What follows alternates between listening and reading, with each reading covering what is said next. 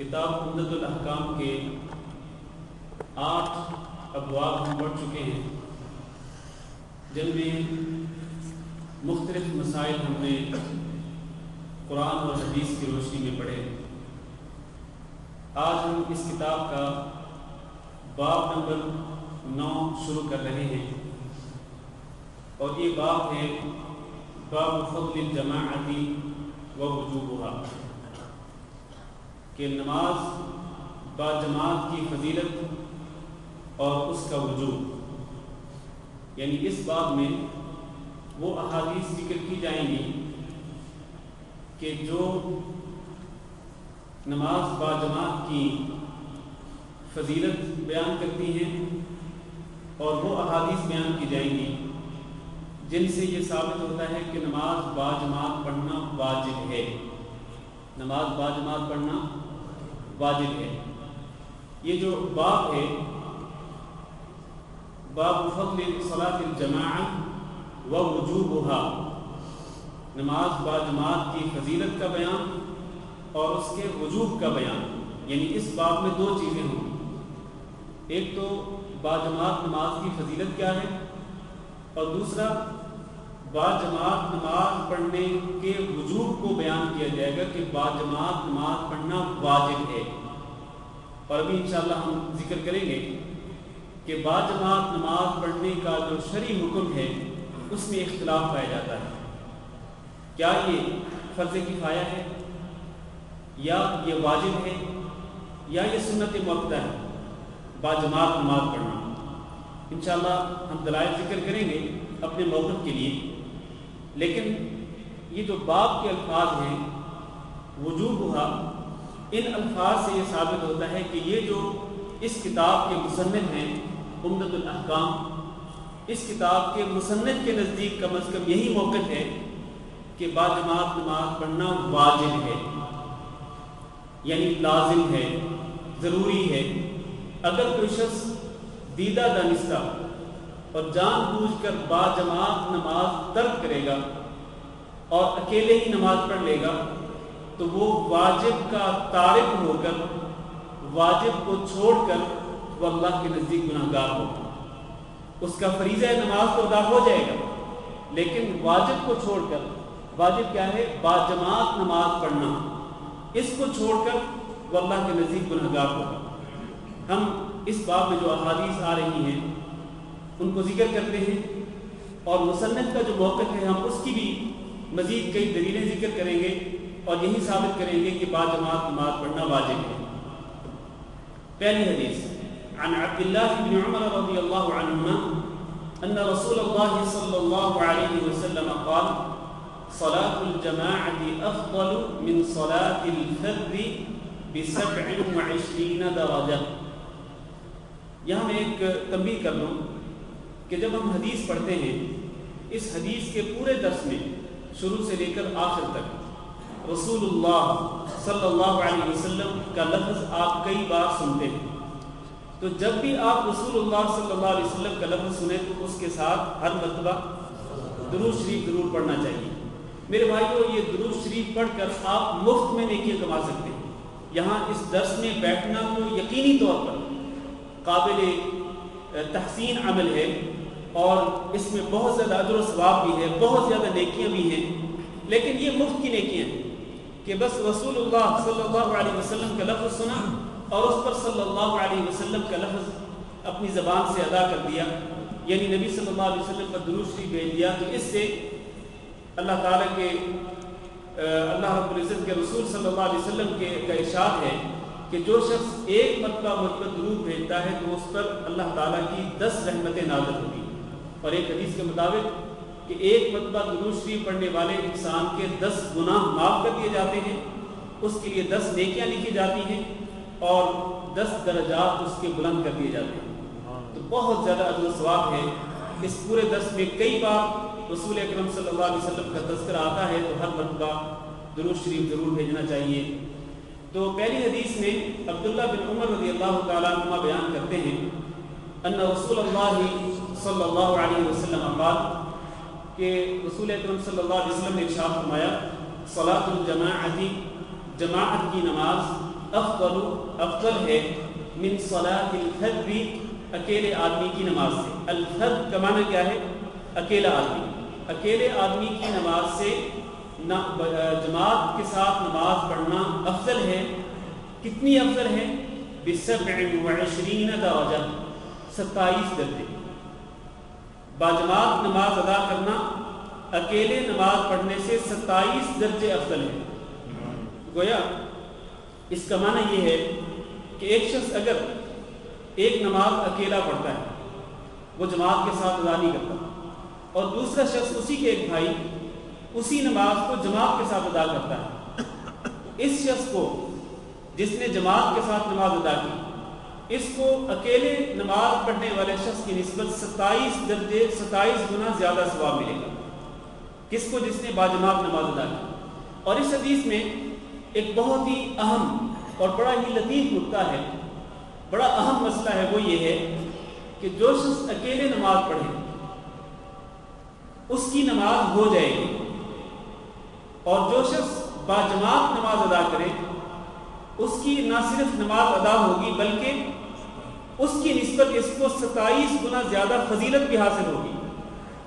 تو معنی یہ ہے کہ اکیلا جو شخص نماز ادا کرے گا اس کی نماز تو ہو جائے گی، اس میں کوئی شک نہیں ہے، لیکن اگر وہ جماعت کے ساتھ نماز ادا کرتا تو یقینی طور پر اس کو 27 گنا زیادہ اجر و ثواب ملتا۔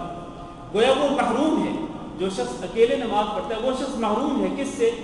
27 درجے زیادہ ثواب حاصل کرنے کی جو فضیلت ہے اس سے وہ شخص محروم ہو گیا، لیکن اس کی نماز ادا ہو جائے گی۔ اس پر ہم انشاءاللہ بعد میں بات کرتے ہیں۔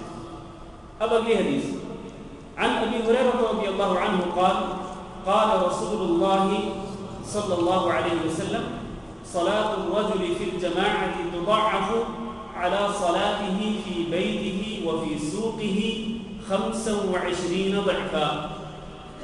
حضرت ابو ہریرہ رضی اللہ تعالیٰ عنہ سے روایت ہے، انہوں نے کہا کہ رسول اللہ صلی اللہ علیہ وسلم نے ارشاد فرمایا صلاۃ الرجل فی الجماعہ، ایک آدمی کی نماز جو وہ باجماعت ادا کرے تضاعف، کئی گنا بڑھا دی جاتی ہے، علی صلاتہ، اس کی اس نماز پر، فی بیتہ، جو وہ گھر میں پڑھتا ہے، وفی سوقہ، اور جو وہ بازار میں ادا کرتا ہے۔ باجماعت آدمی کی وہ نماز جو وہ باجماعت ادا کرے اس کا اجر و ثواب کئی گنا بڑھا دیا جاتا ہے اس کی اس نماز پر کہ جس کو وہ اکیلے گھر میں ادا کرے یا بازار میں ادا کرے۔ کتنے گنا اس کی نماز بڑھا دی جاتی ہے؟ باجماعت نماز 25 ضعفا، 25 گنا زیادہ، 25 گنا اس کا ثواب بڑھا دیا جاتا ہے۔ اب یہاں پر آپ نے پہلی حدیث بھی سنی جس میں 27 درجے زیادہ اجر و ثواب بیان کیا گیا ہے باجماعت نماز کے لیے، اور یہ جو دوسری حدیث ہے اس میں 25 درجے زیادہ اجر و ثواب بیان کیا گیا اس آدمی کی نماز کے لیے کہ جو وہ باجماعت ادا کرے۔ تو ان دونوں حدیثوں میں ظاہری طور پر یوں لگتا ہے کہ جیسے ان دونوں حدیثوں میں تعارض ہے، ان دونوں حدیثوں میں ٹکراؤ ہے کہ ایک حدیث میں 27 درجے کا ذکر ہے اور دوسری حدیث میں 25 درجے کا ذکر ہے۔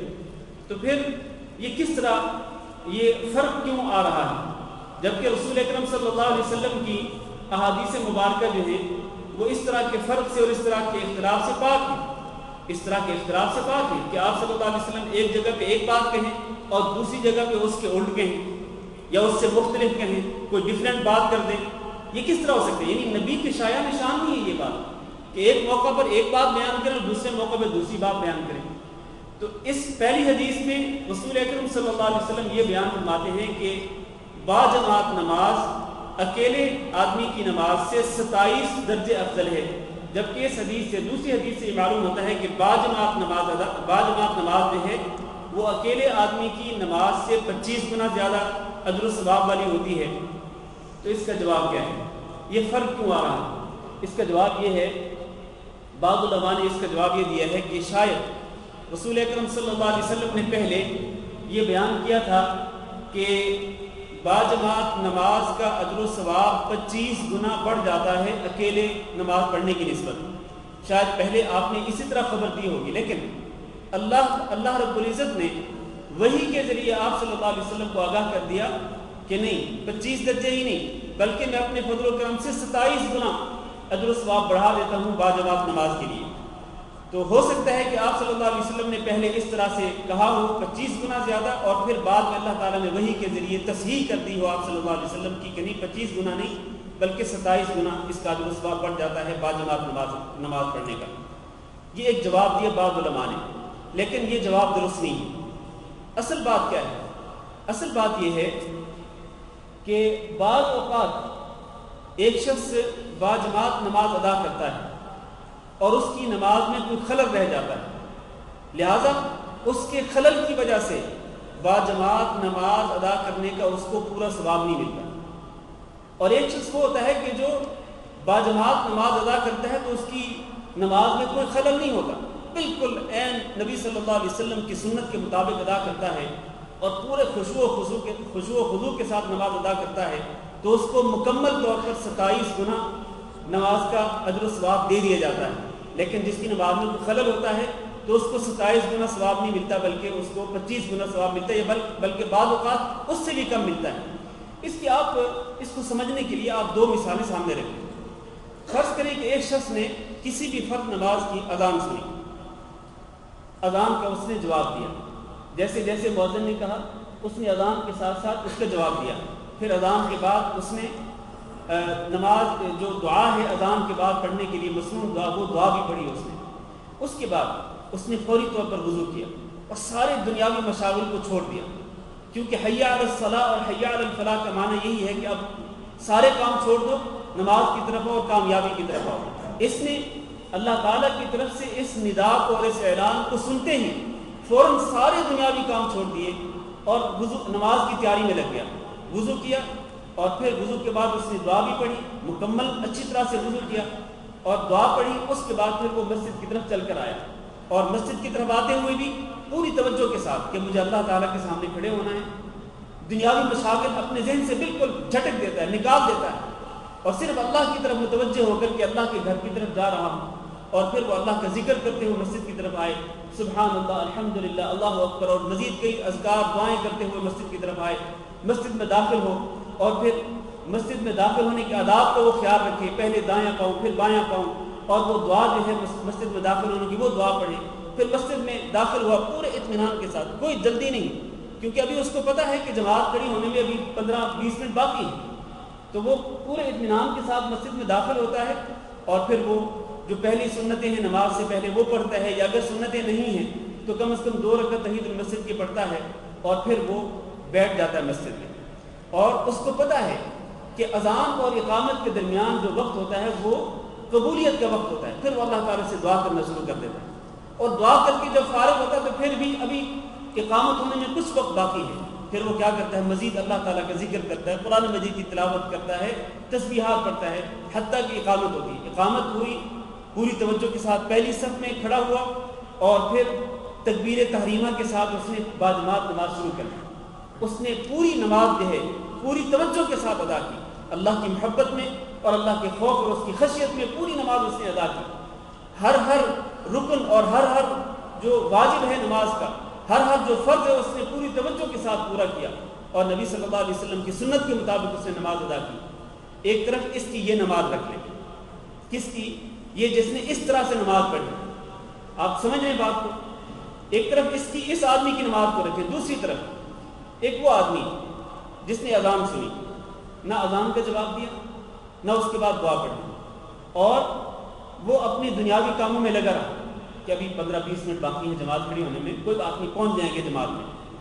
پھر 10-12 منٹ گزر گیا، یہ کھڑا ہوا، وضو کیا، اور اب اس کو پتہ ہے کہ جب تک میں مسجد میں پہنچوں گا تو میرے جاتے جاتے جماعت کھڑی ہو چکی ہوگی، یہ جلدی تاکہ پہلی رکعت مجھے مل جائے، جلدی آتا ہے، اور اس کا ذہن جو ہے وہ یکسو نہیں ہے، ذہن میں تشویش پائی جاتی ہے، ایک تو آفس کا کام چڑھا ہوا ہے، یا کمپنی کا یا کاروبار کا یا لوگوں کے ساتھ وعدے وعید کیے ہوئے ہیں، ایک تو وہ ٹینشن بھی ہے، اور اسی ٹینشن میں وہ مسجد کی طرف آتا ہے، جلدی بھی ہے کہ تاکہ پہلی رکعت مل جائے۔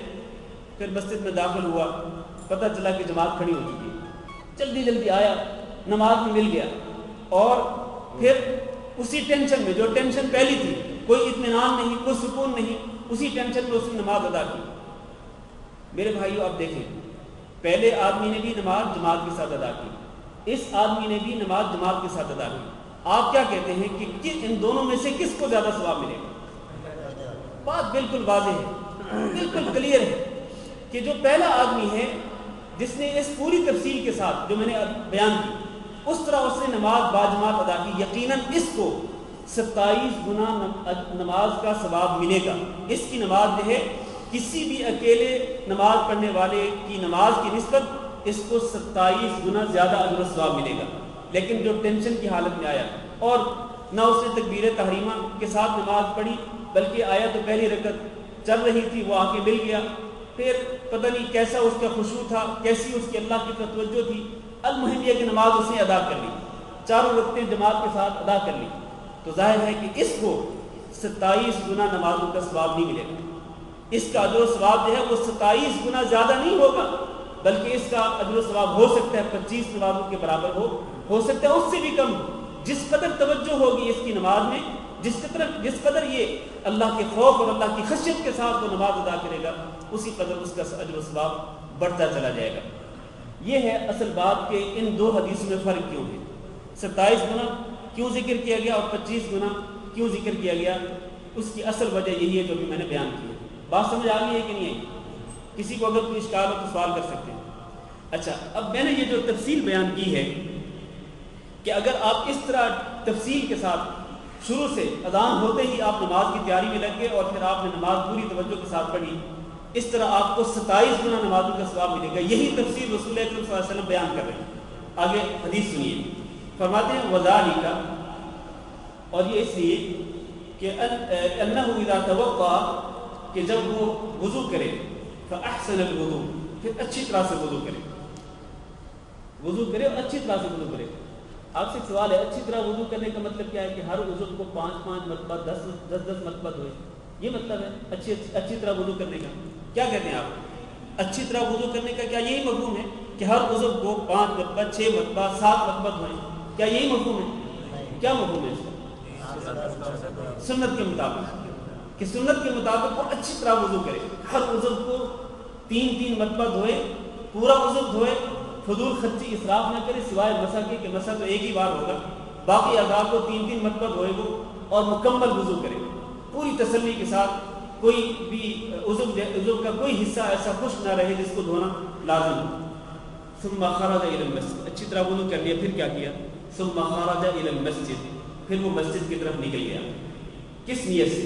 لا يخرجه الا الصلاة، اس کو صرف نماز ہی نکالنی ہے، اپنے آفس سے، اپنے گھر سے، اپنے ڈیرے اور اپنے روم سے، اپنی دکان سے، اس کو صرف نماز نے ہی نکالا، اور کوئی مقصد نہیں ہے، کوئی اور مقصد نہیں ہے کہ میں جاؤں گا تو چلو راستے میں کوئی چیز بھی خرید لوں گا، کوئی دکان آئے گی تو کوئی چیز خرید لوں گا، مسجد میں کوئی وہ فلاں آدمی جو ہے وہ ملے گا تو اس کے ساتھ بات چیت بھی کر لوں گا، کوئی مالی معاملات بھی نمٹا لوں گا، نہیں، خالصتاً صرف اور صرف نماز پڑھنے کے لیے ہی نکلا۔ لا یخرجہ الا الصلاۃ، وہ جہاں ہے وہاں سے وہ مسجد کی طرف کیوں نکلتا ہے؟ صرف اور صرف نماز پڑھنے کے لیے۔ فرمایا جب اس طرح وہ وضو کر کے صرف مسجد کی طرف نماز پڑھنے کے لیے آئے گا تو پھر اس کو فضیلتیں کیا ملیں گی؟ فرمایا لم یخطو خطوۃ، وہ جو بھی قدم اٹھائے گا الا رفعت له بها درجہ، ہر قدم پر اس کا ایک درجہ بلند کر دیا جائے۔ کہاں پر؟ کہاں درجہ بلند ہوگا؟ جنت میں، جنت میں اس کا ایک درجہ بلند کر دیا جائے گا۔ وحط عنه بها خطیئہ، اور اس کا ایک گناہ مٹا دیا جائے گا، ایک ایک قدم پہ گناہ مٹے گے اور ایک ایک قدم پہ اس کے درجات بلند ہوں گے۔ پھر کیا ہوگا؟ جب وہ آ کے نماز پڑھ لے گا، فإذا صلى، جب وہ نماز پڑھ لے گا، لم تزل الملائکۃ تصلی علیہ، تو فرشتے برابر اس کے لیے مغفرت کی دعا کرتے رہیں گے، ما دام فی مصلی، جب تک وہ اپنی جائے نماز پہ رہے گا۔ اس کو نوٹ کیجیے گا ذرا، جب تک وہ اپنی جائے نماز پہ رہے گا فرشتے برابر اس کے لیے مغفرت کی دعا کرتے رہیں گے۔ دعا ان کی کیا ہوگی؟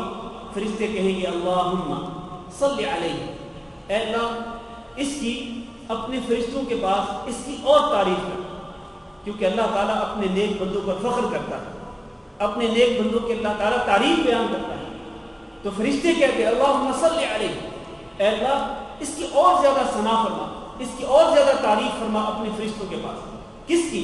جس نے اس طرح اچھی طرح وضو کیا، نماز پوری توجہ کے ساتھ ادا کی، اور پھر اپنے مصلی پہ اپنی جائے نماز پہ بیٹھا ہوا ہے، اللہ کا ذکر کر رہا ہے، ادھر سے فرشتے اس کے لیے دعا کر رہے ہیں اللہم صلی علیہ، اے اللہ اس کی ثنا فرما، اس کی تعریف فرما اپنے فرشتوں کے سامنے۔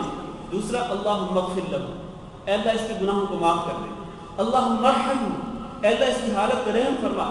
ولا یزال فی صلاۃ، نوٹ کیجیے الفاظ ذرا، ولا یزال فی صلاۃ، اور یہ آدمی برابر نماز ہی کی حالت میں رہے گا، من انتظر الصلاۃ، جب تک کہ نماز کے انتظار میں بیٹھا رہے گا، جب تک کہ نماز کے انتظار میں بیٹھا رہے گا، یہ اللہ تعالیٰ کے نزدیک ایسے جیسے ہی نماز پڑھ رہا ہے، یعنی اگر ایک نماز سے فارغ ہونے کے بعد یہ دوسری نماز کے انتظار میں بیٹھا ہے تو جب تک یہ بیٹھا رہے گا نماز کے انتظار میں، حالانکہ نماز پڑھ نہیں رہا، انتظار میں بیٹھا ہے، لیکن اللہ تعالیٰ کے نزدیک ایسے سمجھا جائے گا جیسے یہ نماز پڑھ رہا ہے۔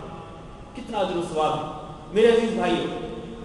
اس حدیث سے یہ ثابت ہوا کہ جو شخص اس طرح اچھی طرح وضو کر کے مسجد کی طرف نماز پڑھنے کے لیے آئے، قدم قدم پہ اس کو نیکیاں ملتی ہیں، قدم قدم پہ گناہ معاف ہوتے ہیں، قدم قدم پہ درجات بلند ہوتے ہیں، اور پھر جب نماز پڑھ کے فارغ ہوتا ہے، جب تک اپنی جائے نماز میں بیٹھا رہتا ہے تو فرشتے اس کے لیے مغفرت کی دعا کرتے رہتے ہیں۔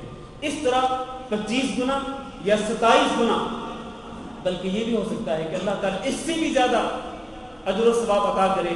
واللہ یضاعف لمن یشاء واللہ واسع علیم، اللہ تعالیٰ جس کے لیے چاہتا ہے اعمال کا اجر و ثواب کئی گنا بڑھا دیتا ہے، اور اللہ تعالیٰ بڑی وسعت والا ہے اور نہایت علم رکھنے والا ہے۔ اللہ تعالیٰ کے یہاں کوئی کمی نہیں اجر و ثواب کی، اللہ جس قدر کسی کے اجر و ثواب کو بڑھانا چاہے بڑھا سکتا ہے، اللہ کے لیے کوئی کمی نہیں، اس کے خزانوں میں کوئی کمی نہیں۔ تو میرے بھائیو اس طرح باجماعت نماز ادا کرنے کی کوشش کیا کریں، اور جس طرح لوگ سستی کرتے ہیں اس سستی میں آپ مبتلا نہ ہوں کہ اپنے گھر میں، اپنے ڈیرے پر، اپنے روم میں، اپنی دکان میں، یا اپنے آفس میں، اپنی کمپنی میں، نہیں، آپ مسجد کی طرف نماز پڑھنے جائیں، مسجد کی طرف نماز پڑھنے جائیں گے، باجماعت نماز ادا کریں گے تو یہ ساری فضیلتیں آپ کو ملیں گی۔ اور پھر یہ جو آخری بات اس حدیث کے اندر ہے کہ جب تک انسان اپنی جائے نماز میں بیٹھا رہے تو فرشتے اس کے لیے یہ دعائیں کرتے ہیں، یہ اسی کے ساتھ مشروط ہے کہ آپ اپنی جائے نماز میں بیٹھے رہیں۔ کئی لوگوں کو بڑی جلدی ہوتی ہے، بہت زیادہ جلدی ہوتی ہے، جیسے امام صاحب سلام پھیرتے ہیں فوراً اپنی جگہ سے پیچھے ہٹ جاتے ہیں۔ وہ کئی لوگوں کو تو ویسے اللہ معاف کرے، کئی لوگ تو بیمار ہوتے ہیں، بیچارے بیٹھ نہیں سکتے ہیں وہ تشہد کی حالت میں، اور کئی لوگ ویسے بے چین ہوتے ہیں، ان کو جلدی ہوتی ہے، وہ جس کو کہتے ہیں نا وہ چوکڑی مار کے بیٹھنا ہوتا ہے، اس کو اس طرح تسلی نہیں ہو رہی ہوتی ہے تو فوراً اپنی جگہ چھوڑ کے پیچھے ہٹ جاتے ہیں۔ جیسے ہی اپنی جگہ چھوڑ کے پیچھے ہٹیں گے بغیر کسی عذر کے تو فرشتوں کی ان دعاؤں سے آپ محروم ہو جائیں گے، اور یہ بہت بڑی محرومی ہے۔ لہذا فرشتوں کی ان دعاؤں کو حاصل کرنے کے لیے اپنی جگہ پہ ہی بیٹھے رہیں جہاں تک ممکن ہو سکے۔ ہاں اگر مجبور ہیں آپ اور آپ نہیں بیٹھ سکتے ہیں تو پھر کوئی حرج نہیں۔ اگلی حدیث عن ابی ہریرہ رضی اللہ عنہ قال قال رسول اللہ صلی اللہ علیہ وسلم ان اثقل الصلاة على المنافقين صلاة العشاء وصلاة الفجر ولو يعلمون ما فيهما لأتوهما ولو حبوا ولقد هممت أن آمر بالصلاة فتقام ثم آمر رجلا فيصلي بالناس ثم أنطلق معي برجال معهم حزم من حطب إلى قوم لا يشهدون الصلاة فأحرق عليهم بيوتهم بالنار۔ ابو ہریرہ رضی اللہ تعالیٰ عنہ سے روایت ہے، انہوں نے کہا کہ رسول اکرم صلی اللہ علیہ وسلم نے ارشاد فرمایا ان اثقل الصلاة علی المنافقین، کہ منافقوں پر سب سے زیادہ بھاری نماز کون سی نماز ہوتی ہے؟ صلاۃ العشاء، ایک تو عشاء کی نماز، وہ صلاۃ الفجر اور دوسری فجر کی نماز۔ یہ دو نمازیں منافقوں کے لیے سب سے زیادہ بھاری ہوتی ہیں۔ اور یہاں ایک علمی فائدہ یہ ہے آپ حضرات کے لیے کہ یہ جو لفظ ہے نا ان اثقل، سب سے زیادہ بھاری، اس کا معنی یہ ہے کہ نمازیں ساری کی ساری بھاری ہوتی ہیں منافقوں کے لیے، ساری کی ساری نمازیں بھاری ہوتی ہیں، چاہے ظہر ہو، عصر ہو، مغرب ہو، عشاء ہو، ہر نماز بھاری ہے، لیکن سب سے زیادہ بھاری نمازیں 5 نمازوں میں سے سب سے زیادہ بھاری نماز وہ کون سی ہیں؟ وہ یہ عشاء کی نماز اور فجر کی نماز۔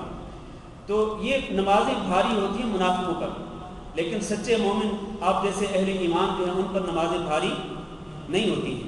اللہ نے قرآن اسی سورۃ البقرہ میں، آپ کو یاد ہوگا ہم نے سورۃ البقرہ کی شروع میں پڑھا تھا کہ وَإِنَّهَا لَكَبِيرَةٌ إِلَّا عَلَى الْخَاشِعِينَ، کہ یہ جو نماز ہے یہ بہت بھاری ہوتی ہے، إِلَّا عَلَى الْخَاشِعِينَ، ہاں ان لوگوں پر بھاری نہیں ہوتی جو کہ اللہ تعالیٰ سے ڈرنے والے ہوتے ہیں۔ الَّذِينَ يَظُنُّونَ أَنَّهُمْ مُلَاقُو رَبِّهِمْ، جن کو یہ یقین ہوتا ہے کہ وہ اللہ تعالیٰ سے ملنے والے ہیں، اپنے رب سے ان کی ملاقات ہونے والی ہے، وَأَنَّهُمْ إِلَيْهِ رَاجِعُونَ، اور وہ اللہ تعالیٰ کی طرف لوٹ کر جانے والے ہیں۔ جن کو اللہ تعالیٰ سے ملاقات کا یقین ہوتا ہے، اپنے رب سے ملنے کا یقین ہوتا ہے، ان کے لیے نماز بھاری نہیں ہوتی، بھاری ہوتی ہے اس میں کوئی شک، إِنَّهَا لَكَبِيرَةٌ، نمازیں بھاری ہوتی ہیں لیکن اللہ تعالیٰ سے ڈرنے والے لوگوں پر بھاری نہیں ہوتی۔ تو اللہ سے دعا کرتے ہیں کہ اللہ ہم سب کو ان خاشعین میں اور ڈرنے والے لوگوں میں شامل فرمائے، اور اللہ تعالیٰ ہمیں منافقین کی صف میں شامل ہونے سے محفوظ رکھے۔ تو فرمایا کہ منافقوں پر سب سے زیادہ بھاری نماز عشاء کی نماز اور فجر کی نماز ہوتی ہے۔ یہ عشاء کی نماز اور فجر کی نماز ہی سب سے زیادہ بھاری کیوں ہوتی ہے؟ اس کی وجہ یہ ہے، عشاء کی نماز اس لیے بھاری ہوتی ہے منافقوں پر کہ آپ کو معلوم ہے کہ ایک بندہ جب سارا دن کام کرتا ہے، دن بھر مزدوری کرے یا ڈیوٹی کرے، جاب سے فارغ ہو کے وہ واپس لوٹے، ظاہر ہے کہ وہ چاہتا ہے کہ اب رات پڑ گئی، اب اپنے گھر والوں کے ساتھ، اپنے اہل و عیال کے ساتھ بیٹھے، ان کے ساتھ کچھ باتیں کرے اور دن بھر کی تھکاوٹ دور کرے، کوئی ٹینشن دور کرے۔ اسی وقت اللہ تعالیٰ نماز کے لیے بلا لیتا ہے۔ جب انسان آرام کرنا چاہتا ہے اور اپنی دن بھر کی تھکاوٹ دور کرنا چاہتا ہے، اسی وقت اللہ تعالیٰ کہتا ہے کہ آؤ نماز کی طرف آؤ، کامیابی کی طرف۔ تو یہ آزمائش ہوتی ہے اہل ایمان کے لیے۔ تو جو سچا مومن ہوگا وہ اپنی تھکاوٹ دور کرے گا کس کے ساتھ؟ نماز کے ساتھ۔ در حقیقت یہ ٹینشن اور یہ تھکاوٹ، بلکہ دنیا بھر کی ٹینشنیں جو ہیں، دنیا بھر کی جو آزمائشیں اور مصیبتیں ہیں اور جتنی پریشانیاں ہیں، یہ ساری کی ساری پریشانیاں نماز کے ساتھ ہی تو ختم ہوتی ہیں۔ نماز کے بارے میں ہی تو اللہ کے نبی فرماتے تھے کہ ارحنا بہا یا بلال، کہ اے بلال نماز کی اقامت کہو اور اس کے ذریعے ہمیں راحت پہنچاؤ۔ جعلت قرۃ عینی فی الصلاۃ، آپ فرماتے تھے کہ میری آنکھوں کی ٹھنڈک نماز کے اندر رکھ دی گئی ہے۔ تو دن بھر کی تھکاوٹ اور ٹینشن اور پریشانی یہ ساری کی ساری ختم ہو جائے گی جب آپ نماز پڑھیں گے اللہ رب العزت کی رضا کے لیے۔ تو یہ کب ہوگا؟ جب آپ صاحب ایمان ہوں گے، جب آپ سچے مومن ہوں گے۔ لیکن اگر منافق ہوگا تو وہ ترجیح دے گا کس بات کو؟ وہ اسی بات کو ترجیح دے گا کہ وہ گھر میں ہی بیٹھا رہے اور گھر میں ٹی وی پر کوئی پروگرام، کوئی ٹاک شو دیکھ لے، کوئی خبریں دیکھ لے، خبر نامہ سن لے، اور پھر اپنے گھر اور پھر کوئی اور، جس طرح لوگ کہتے ہیں کہ انٹرٹینمنٹ بھی ہونی چاہیے، ہاں جی انٹرٹینمنٹ جو ہے وہ بھی ہونی چاہیے۔ یہ صحیح نہیں ہے کہ آپ ہر وقت بس اللہ اللہ ہی کرتے رہیں۔ میرے بھائیوں، یہ جو چیزیں ہیں نا یہ انسان کو گمراہ کرتی ہیں، اور یہ منافق کی شایع نشان ہے، مومن کی شایع نشان نہیں، یہ منافق کی شایع نشان ہے کہ وہ اس طرح نماز سے غافل رہے منافق، اور نماز کو اپنے لیے بھاری سمجھے، بستر پر لیٹا رہے، یا اپنے گھر والوں کے ساتھ محو گفتگو رہے، یا اپنے ڈیرے پر اپنے دوستوں کے ساتھ وہ مجلس میں مشغول رہے اور وہ نماز کی طرف نہ آئے۔ تو یہ منافق کا طرز عمل تو ہو سکتا ہے، یہ کسی سچے مومن کا طرز عمل نہیں ہو سکتا۔ یہ عشاء کی نماز۔ فجر کی نماز تو آپ کو پتہ ہے کہ فجر کی نماز کے وقت نیند جو آتی ہے نا وہ بڑی میٹھی نیند ہوتی ہے، دل نہیں چاہتا ہے کہ اپنے بستر کو چھوڑیں اور اپنی اس نیند کو قربان کریں، لیکن اللہ تعالیٰ کس طرح بندے کو آزماتا ہے کہ اس کو اپنی نیند پیاری ہے یا میرا حکم پیارا ہے یا میرا دین پیارا ہے۔ اللہ تعالیٰ اس طرح انسان کو آزماتا ہے۔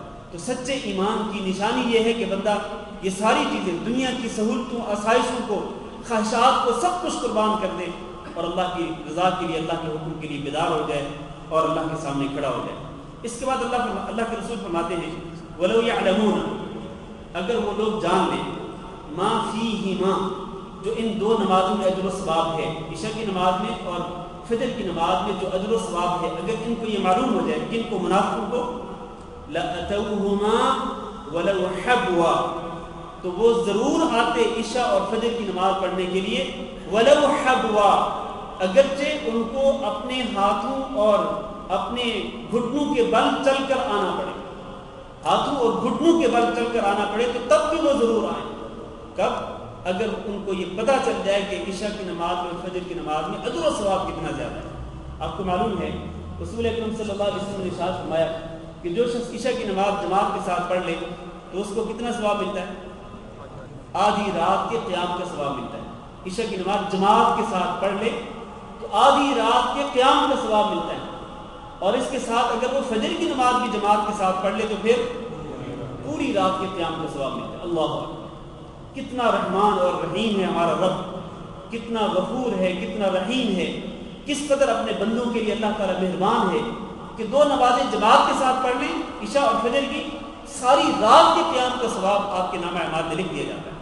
اس لیے اللہ کے نبی فرماتے ہیں کہ اگر ان منافقوں کو جن پر یہ عشاء اور فجر کی نمازیں بھاری ہیں، اگر ان کو پتہ چل جائے کہ ان دو نمازوں میں کتنا اجر و ثواب ہے، اور پھر ان کو اپنے ہاتھوں اور گھٹنوں کے بل چل کر آنا پڑے، یعنی اگر یہ صحیح سالم نہ ہوں اور اپنے پاؤں پر کھڑے ہو کے چل کر نہ آ سکتے ہوں، لیکن ہاتھوں اور گھٹنوں کے بل چل کر یہ آ سکتے ہوں، تو یہ ضرور آئیں گے یہ اجر و ثواب کے حصول کے لیے، جو کہ عشاء کی نماز اور فجر کی نماز ہے۔ اس کے بعد اللہ کے رسول فرماتے ہیں وَلَقَدْ هَمَمْتُ، اور میں نے ارادہ کیا، ان آمر بالصلاۃ، کہ میں نماز کھڑی ہونے کا حکم دوں، فتقام، پھر نماز کو کھڑا کر دیا جائے، یعنی نماز کی اقامت ہو جائے، ثم آمر رجلا، پھر میں ایک آدمی کو حکم دوں، فیصلی بالناس، پھر وہ لوگوں کو نماز پڑھائے۔ میرا یہ دل چاہتا ہے کہ میں نماز کھڑی ہونے کا، نماز کی اقامت ہونے کا حکم دوں، اور پھر کسی کو حکم دوں، نمازیوں میں سے کسی کو حکم دوں کہ وہ نماز پڑھائے، پھر میں خود کیا کروں، ثم انطلق معی برجال، پھر میں چلا جاؤں اپنے ساتھ کچھ لوگوں کو لے کر۔ وہ لوگ کیا کون ہوں گے؟ ان کے ساتھ کیا ہوگا؟ معهم حزم من حطب، ان کے ساتھ ایندھن کی گٹھلیاں ہوں گی، ایندھن کی گٹھلیاں بھری ہوں گی۔ ایندھن چاہے وہ لکڑی کا ایندھن ہو یا کسی اور چیز کا ایندھن ہو، ایندھن کی گٹھلیاں اٹھائے ہوئے کچھ لوگ میرے ساتھ ہوں، اور پھر ہم سب کہاں چلے جائیں؟ الی قوم، ہم ان لوگوں کی طرف چلے جائیں، لا یشهدون الصلاۃ، جو نماز پڑھنے کے لیے مسجد میں نہیں آتے، جو نماز پڑھنے کے لیے باجماعت نماز پڑھنے کے لیے مسجد میں نہیں آتے، تو میں کیا کروں ان کو؟ پھر فاحرق علیہم بیوتہم، پھر میں ان پر ان کے گھروں کو جلا ڈالوں، بالنار، آگ کے ساتھ۔ یعنی نبی صلی اللہ علیہ وسلم فرماتے ہیں کہ میرا دل چاہتا ہے کہ کوئی ایسی نماز ہو کہ جس کی اقامت ہو جائے، پھر میں کسی بندے کو حکم دوں کہ وہ نماز پڑھا دے، اور میں خود کیا کروں، چند ایک لوگوں کو لے کر کے جن کے ساتھ یہ ایندھن کی گٹھلیاں بھی ہوں، ان کو لے کر کے میں ان لوگوں کے پاس چلا جاؤں کہ جو گھروں میں بیٹھے ہوئے ہیں اور نماز پڑھنے کے لیے نہیں آئے، تو میرا دل چاہتا ہے کہ میں وہ ایندھن کی گٹھلیوں کے ساتھ جا کے ان کے گھروں کو آگ لگا دوں اور ان کو آگ کے ساتھ جلا دوں۔ میرے بھائیوں ذرا توجہ کریں، یہ جو نبی صلی اللہ علیہ وسلم کا ارادہ تھا، آپ نے اس طرح کیا نہیں، اس طرح آپ نے پوری زندگی میں کبھی کیا نہیں، لیکن آپ کا یہ ارادہ تھا کہ میرا دل چاہتا ہے کہ میں اس طرح کر گزروں، اور نماز باجماعت پڑھنے والے نہ پڑھنے والے جو لوگ ہیں ان کے گھروں کو ان کے ساتھ ان سمیت جلا ڈالوں۔ یہ جو آپ کا ارادہ ہے یہ اس بات کی دلیل ہے کہ مسجد میں نماز باجماعت پڑھنا کیا ہے؟ واجب ہے۔ اگر یہ واجب نہ ہوتی، مسجد میں آ کر نماز باجماعت پڑھنا واجب نہ ہوتا، تو نبی صلی اللہ علیہ وسلم کبھی بھی ان لوگوں کے گھروں کو جلانے کا ارادہ نہ فرماتے کہ جو نماز باجماعت پڑھنے کے لیے مسجدوں میں نہیں آتے تھے۔ ان لوگوں کے مسجد میں نہ آنے کی بنا پر آپ صلی اللہ علیہ وسلم کا یہ ارادہ کہ میں ان کے گھروں کو جلا دینا چاہتا ہوں آگ کے ساتھ، اور ایک حدیث میں اس کی وضاحت موجود ہے کہ میں اس طرح میں کیوں نہیں کر رہا، اس لیے کہ گھر کے اندر عورتیں بھی ہوتی ہیں اور گھر کے اندر بچے بھی ہوتے ہیں، لہٰذا میں عورتوں اور بچوں پر ترس کھاتے ہوئے میں اس طرح کرنا نہیں چاہتا، ورنہ میرا دل یہی چاہتا ہے اگر یہ گھروں کے اندر بچے اور عورتیں نہ ہوں تو میرا دل یہی چاہتا ہے کہ میں چلا جاؤں اور یہ ایندھن کی گٹھلیاں لے کر کے ان کو ان کے گھروں سمیت جو ان کو آگ لگا۔ یہ اس بات کی دلیل ہے کہ مسجد میں آ کر باجماعت نماز ادا کرنا واجب ہے، اسی لیے اسی حدیث کی بنا پر اس کتاب کے مؤلف نے جو باب قائم کیا ہے، جو عنوان قائم کیا وہ یہی ہے، باب فضل صلاۃ الجماعت و وجوبها۔ ایک تو جماعت کے ساتھ نماز پڑھنے کی فضیلت کیا ہے، اور دوسرا یہ بیان کرنا مقصود ہے کہ نماز جماعت کے ساتھ پڑھنا واجب ہے۔ اس کی دلیل یہی دی ہے مؤلف نے، اور یہ بہت بڑی دلیل ہے۔ اس کے علاوہ آپ کو معلوم ہونا چاہیے قرآن مجید کے اندر اللہ تعالیٰ فرماتے ہیں اقیموا الصلاۃ وآتوا الزکاۃ وارکعوا مع الراکعین۔ رکوع کرو کن کے ساتھ؟ رکوع کرنے والوں کے ساتھ، اکیلے نہیں، جماعت کے ساتھ۔ جہاں رکوع کرنے والے رکوع کر رہے ہیں ان کے ساتھ مل کر رکوع کرو، ان کے ساتھ مل کر نماز ادا کرو۔ تو یہ قرآن مجید کی جو آیت ہے یہ بھی اسی بات کی دلیل ہے کہ نماز باجماعت پڑھنا واجب ہے۔ نماز باجماعت پڑھنا کیا ہے؟ واجب ہے۔ ایک اور دلیل قرآن مجید میں ہی ہے، اور وہ جنگ کے متعلق ہے کہ وَإِذَا كُنْتَ فِيهِمْ فَأَقَمْتَ لَهُمُ الصَّلَاةَ فَلْتَقُمْ طَائِفَةٌ مِّنْهُمْ مَعَكَ وَلْيَأْخُذُوا أَسْلِحَتَهُمْ فَإِذَا سَجَدُوا فَلْيَكُونُوا مِنْ وَرَائِكُمْ وَلْتَأْتِ طَائِفَةٌ أُخْرَى لَمْ يُصَلُّوا فَلْيُصَلُّوا مَعَكُمْ۔ یہ کیا ہے؟ اللہ تعالیٰ فرماتے ہیں کہ جب آپ جنگ کی حالت میں ہوں، میدان جنگ میں آپ دشمنوں کے خلاف برسرے پیکار ہیں اور ان کے ساتھ گتھم گتھا ہیں، آپ کی جنگ چل رہی ہے، آپ کی جنگ کافروں کے ساتھ چل رہی ہے۔ اسی حالت میں جب نماز کا ٹائم ہو جائے تو پھر آپ کیا کریں؟ فَلْتَقُمْ طَائِفَةٌ مِّنْهُمْ مَعَكَ، تو صحابہ کرام میں سے کچھ لوگ آپ کے ساتھ کھڑے ہو جائیں اور آپ ان کی امامت کرائیں۔ وَلْيَأْخُذُوا أَسْلِحَتَهُمْ، اور کچھ لوگ جو ہیں وہ اپنا اسلحہ لے کر کے کھڑے رہیں، دشمنوں کے سامنے وہ کھڑے رہیں اور آپ کی حفاظت کرتے رہیں، آپ کا دفاع کرتے رہیں۔ پھر یہ گروہ جو کہ آپ کے ساتھ نماز جس نے جماعت کے ساتھ شروع کی، یہ ایک رکعت پڑھے اور ایک رکعت پڑھ کے چلا جائے، اور دوسری رکعت جا کے وہ خود مکمل کر دیں، اور پھر وہ گروہ جو کہ اسلحہ جس نے اٹھایا ہوا ہے وہ آئے اور وہ آ کے دوسری رکعت رسول اکرم صلی اللہ علیہ وسلم کے ساتھ جماعت کے ساتھ ادا کریں۔ میرے بھائیو، حالت جنگ میں جب اللہ تعالیٰ نے یہ حکم دیا ہے کہ آپ جماعت کے ساتھ نماز ادا کریں، اور اس طرح ٹولیوں میں تقسیم ہو کر کے ایک گروہ آپ کے ساتھ جماعت کے ساتھ نماز پڑھے اور ایک گروہ آپ کی نگرانی کرے، آپ پر پہرا دے، یہ کس بات کی دلیل ہے؟ یہ اسی بات کی دلیل ہے کہ نماز باجماعت پڑھنا کیا ہے؟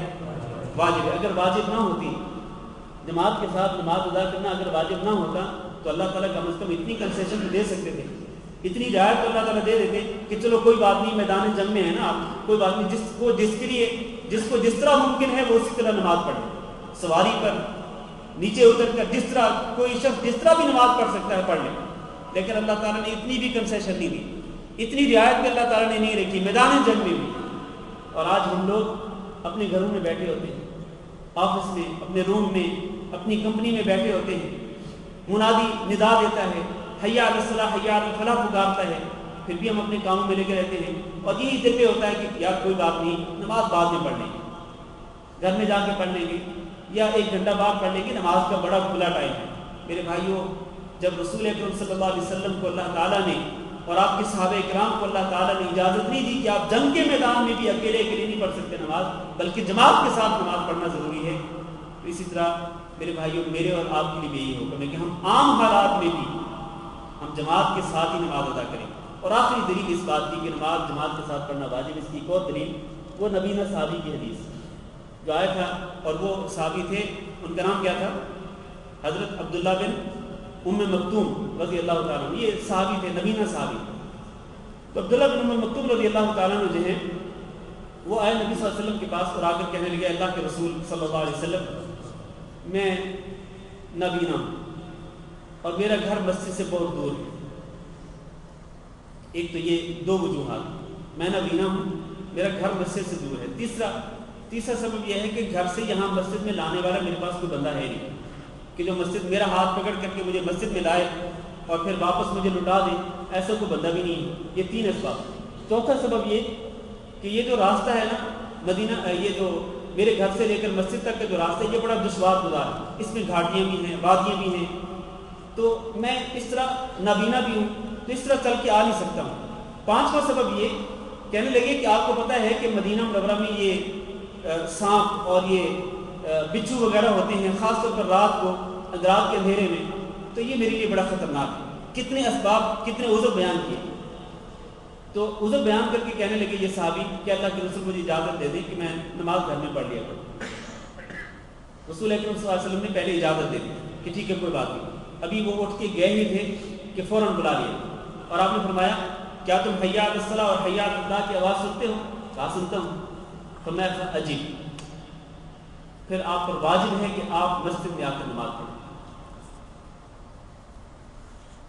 یہ نابینا صحابی جس کے پاس اتنے عذر تھے اللہ کے رسول نے اس کو بھی اجازت نہیں دی گھر میں نماز پڑھنے، اکیلے نماز پڑھنے کی اجازت نہیں دی، بلکہ جماعت کے ساتھ نماز پڑھنے کا حکم دیا اگر وہ اذان کی آواز سنتے تھے تو. میرے بھائیو آج ہم جہاں کہیں بھی ہوتے ہیں ہمارے کانوں میں اذان کی آواز پڑتی ہے. تو جب اس صحابی کو نابینا صحابی کو اتنے عذر ہونے کے باوجود اجازت نہیں ملی اکیلے نماز پڑھنے کی، تو پھر ہمارے لیے کہاں اجازت ہو سکتی ہے؟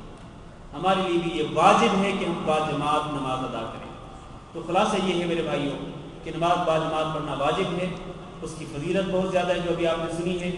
اور اگر کوئی شخص بغیر کسی شرعی عذر کے اگر وہ اکیلے نماز پڑھ لے، باجماعت نماز ادا نہ کرے، جس طرح میں نے شروع میں کہا کہ اس کی نماز ادا ہو جائے گی، لیکن واجب کو چھوڑنے کی وجہ سے وہ یقیناً اللہ تعالیٰ کے یہاں گناہ گار ہوگا. اور یہ جتنی فضیلتیں ہیں باجماعت نماز پڑھنے کی، ان ساری فضیلتوں سے وہ محروم رہے گا. دعا ہے کہ اللہ تعالیٰ ہمیں باجماعت نماز پڑھنے کی توفیق عطا فرمائے، اور اللہ تعالیٰ ہمیں ہمیشہ نمازوں پر پابندی اختیار کرنے کی توفیق دے. استغفر اللہ لی ولکم انہ هو الغفور الرحیم. کسی بھائی کو کوئی سوال ہو تو کر سکتے ہیں. ہاں جی. میرا سوال یہ ہے کہ گھر میں 4 افراد بیٹھے ہیں اور نماز کا ٹائم ہوتا ہے تو مسجد میں جا کے جماعت کو پڑھنا تو واجب ہے. اگر وہ وہیں پہ جماعت کر کے اور جماعت پڑھ لیتے ہیں تو اس کا کیا؟ دیکھیں اگر ہر گھر والے یہی سوچیں کہ ہم جماعت کا ثواب یہیں گھر میں بیٹھے بیٹھے حاصل کر لیں، اور ہر کمپنی اور ہر آفس والے لوگ یہی کہیں کہ کیوں مسجد میں جائیں، ادھر ہی جماعت بنا لیتے ہیں وضو کر کے، اکٹھے جماعت کے ساتھ ہی نماز پڑھنی ہے نا تو جماعت یہاں بنا لیتے ہیں. اگر سارے کے سارے لوگ یہی سوچیں تو پھر مسجدوں کا کیا بنے گا؟ کیا کہتے ہیں آپ؟ پھر یہ صرف امام صاحب اور مؤذن ہی نماز پڑھیں گے جماعت کے ساتھ، تو اور تو نہیں آئے گا. میرے بھائیوں مسجدیں اسی لیے تو بنائی گئی ہیں کہ ان مسجدوں کے اندر نمازیں با جماعت پڑھی جائیں. لہذا ہر مسلمان پر یہ بات لازم ہے کہ وہ مسجد میں آ کر نماز ادا کریں. با جماعت نماز گھر میں پڑھنا اگر اس طرح جائز ہوتا تو پھر مسجدیں نہ بنائی جاتی، اور اللہ تعالیٰ کا یہی حکم ہوتا کہ آپ اپنے گھروں میں ہی جماعت بنا لیا کریں، اپنے ڈیروں پر، اپنے آفس میں، اپنی دکان پر، اپنی کمپنی میں، جہاں چاہیں آپ نماز پڑھ لیں. لیکن مسجدیں بنائی اسی لیے گئی ہیں کہ با جماعت نماز مسجد میں آ کر ادا کی جائے. میرا خط ٹائم ختم ہو چکا ہے. جزاکم اللہ خیر. سبحانک اللہم و بحمدک.